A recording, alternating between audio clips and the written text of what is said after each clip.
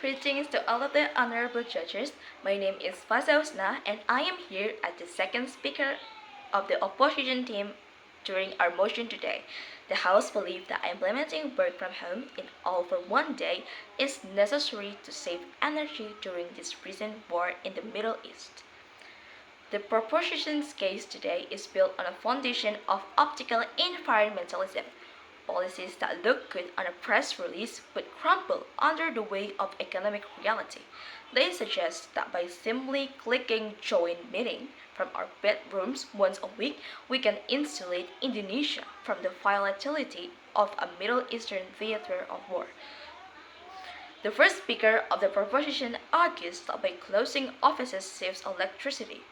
This ignores the law of energy displacement.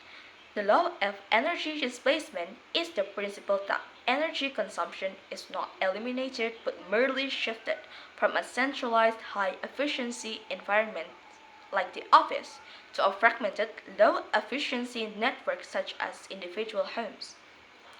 Which is while office utility bills may drop, the national energy demand often increases as the hundred separate less efficient air conditioners and routers run simultaneously instead of one industrial grade systems.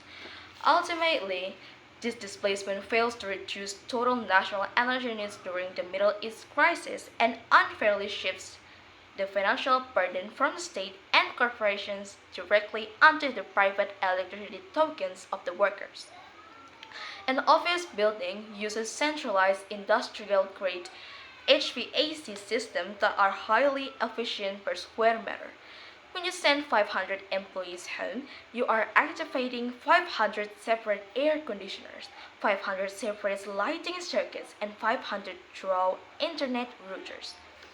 In a country like Indonesia, where home insulation is often poor, the cumulative energy draw of 500 homes is frequently higher than one finished smart office.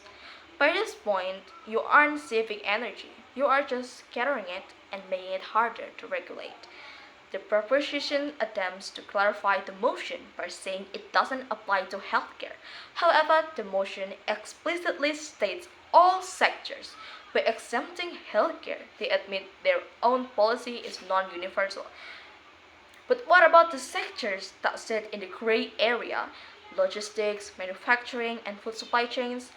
If the administrative staff of a food processing plant in Karawang works from home, but the factory floor remains open, the synchronization of the supply chains break. A half-functioning sector is an inefficient one. Firstly, a mandatory work from home day creates a day of stagnation that cripples national productivity, making it harder to afford the very energy costs the provision is worried about. Modern economies are not sets of isolated islands, they are interconnected gears. When you force one gear to spin at a different speed, the entire machine grinds. For example, consider the logistics and export sector at Tanjung Priok.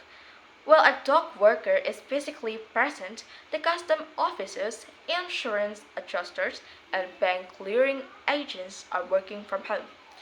Digital infrastructure in 2026 is better, but it is not seamless. Physical documents still need signatures.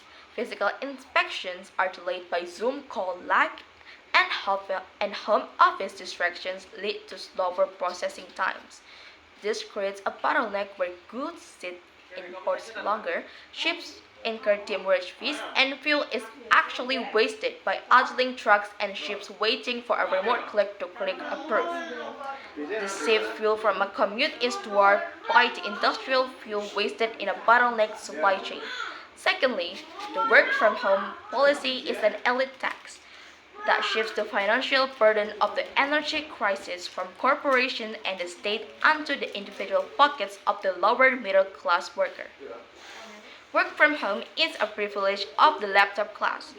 For the average Indonesian employee, the office provides a subsidized environment for high-speed internet, electricity, and air conditioning. For example, imagine a junior staff member living in a Costco or boarding house in Grogol or South Jakarta. Under this policy, they must now pay for their own extra data packages and hire electricity tokens to run their laptop and fan or AC one day. Meanwhile, the government saves money on subsidies and the corporation saves money on utility bills. And so, at a time when the Middle East war is already driving up the price of basic goods such as LPG and fuel, the proposition is effectively giving every worker a pay cut by forcing them to pay for their own office overhead. This leads to decreased consumer spending and increased social unrest. The proposition's goal is to save the state budget. However, our goal is to save the people's economy.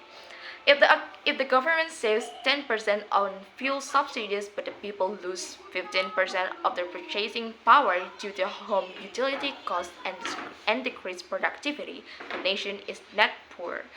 We weigh the certainty of economic disruption against the speculative hope of energy saving. History shows that during a war, the most resilient nations are those whose economics remain active and efficient, not those that retreat into isolation once a week. But the real question is, if not with work from home policy, then how else do we manage to save energy?